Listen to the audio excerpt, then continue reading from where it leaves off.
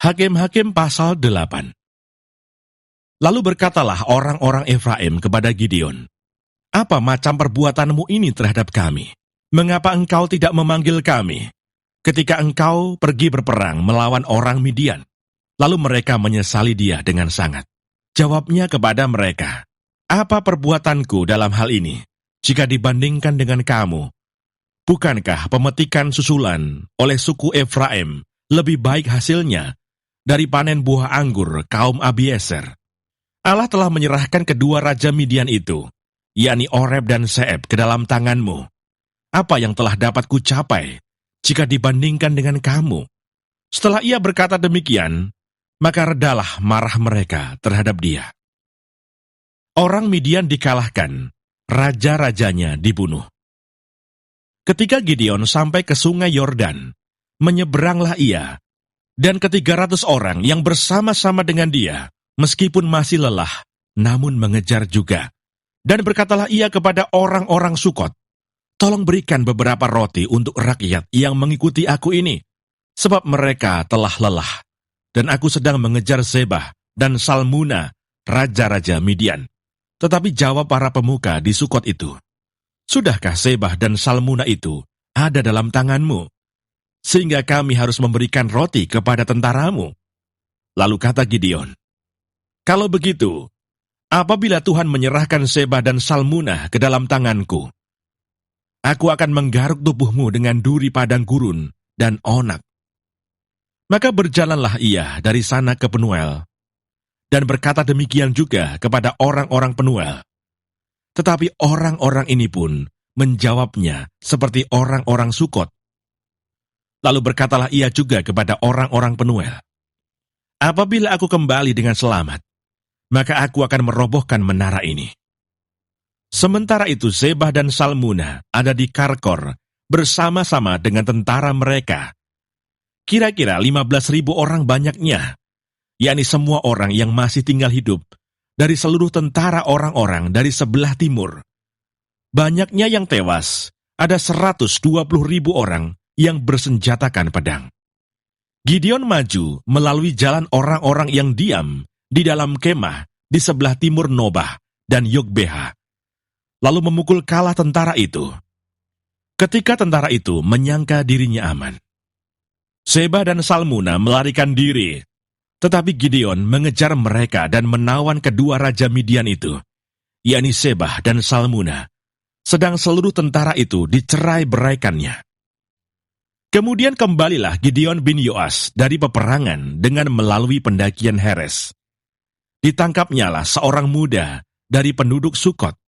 Setelah ditanyai, orang itu menuliskan nama para pemuka dan para tua-tua di Sukot untuk Gideon, 77 orang banyaknya. Lalu pergilah Gideon kepada orang-orang Sukot sambil berkata, "Inilah Zebah dan Salmuna, yang karenanya kamu telah mencela aku dengan berkata, 'Sudahkah Zebah dan Salmuna itu ada dalam tanganmu, sehingga kami harus memberikan roti kepada orang-orangmu yang lelah itu?' Lalu ia mengumpulkan para tua-tua kota itu. Ia mengambil duri padang gurun dan onak, dan menghajar orang-orang Sukot dengan itu.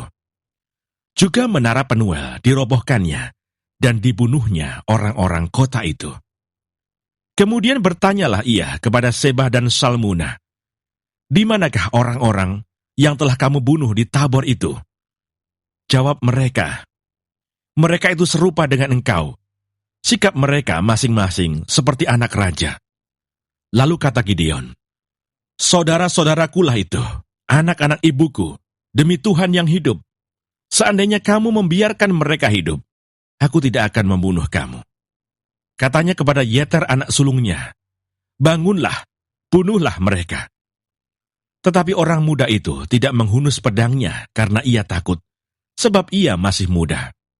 Lalu kata Zebah dan Salmuna, 'Bangunlah engkau sendiri dan paranglah kami. Sebab seperti orangnya, demikian pula kekuatannya.' Maka bangunlah Gideon, dibunuhnya Zebah dan Salmuna, kemudian diambilnya bulan-bulanan yang ada pada leher unta mereka. Perbuatan Gideon selanjutnya dan akhir hidupnya.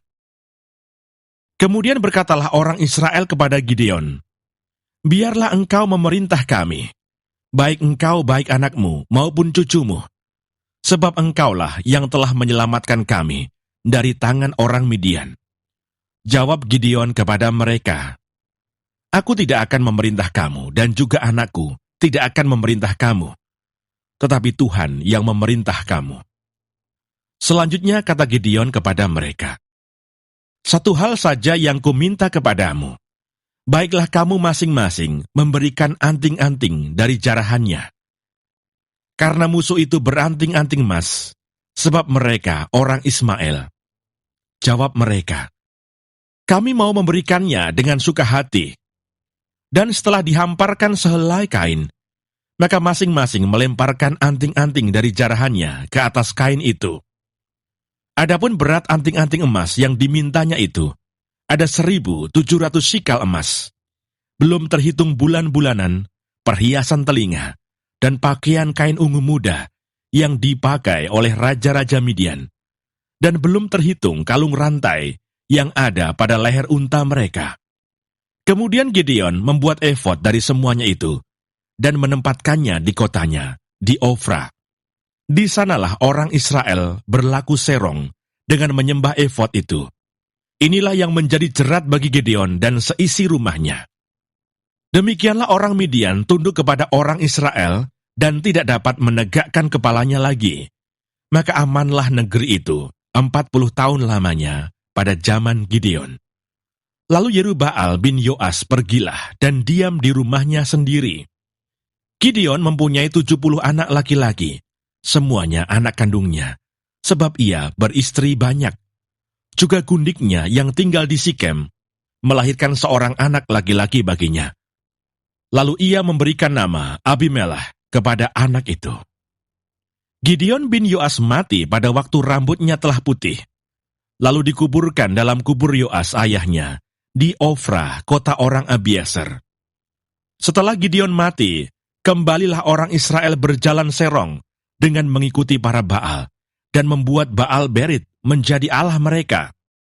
Orang Israel tidak ingat kepada Tuhan Allah mereka, yang telah melepaskan mereka dari tangan semua musuhnya di sekelilingnya. Juga tidak menunjukkan terima kasihnya kepada keturunan Yerubbaal Gideon, seimbang dengan segala yang baik yang telah dilakukannya kepada orang Israel.